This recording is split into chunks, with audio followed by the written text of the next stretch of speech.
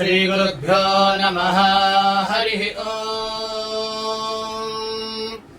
गणानां त्वा गणानां त्वा गणपतिं त्वा गणानां त्वा गणपतिं त्वा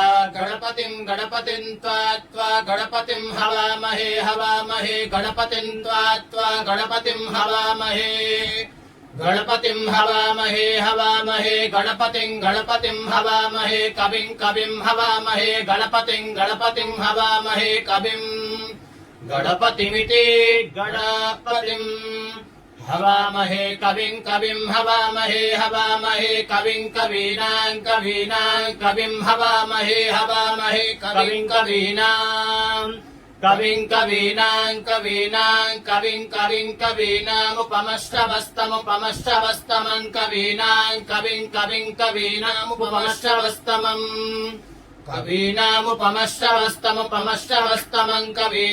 कवीनामुपमश्रवस्तमं उपमश्रवस्तममित्युपमश्रवः तमम् ज्येष्ठराजं ब्रह्मणां ज्येष्ठराजं ब्रह्मणो ब्रह्मणां ज्येष्ठराजं ब्रह्मणः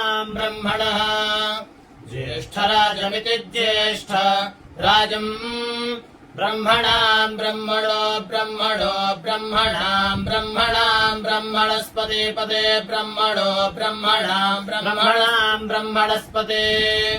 ब्रह्मणस्पते ब्रह्मणस्पतानो नापदे ब्रह्मणस्पतानाः पतानो नापदे पतानः शृण्वन्नापदे पतानः शृण्वन् नाः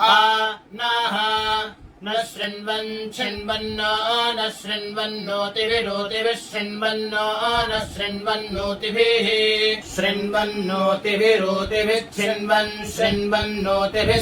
सीदोतिभिः सीदोतिभिः सीदसादनं सीदोतिभिः सीदसादनम् ऊतिभिरित्यूतिभिः सीदसादनं सीदसादनं सदनमिति सदनम्। हरे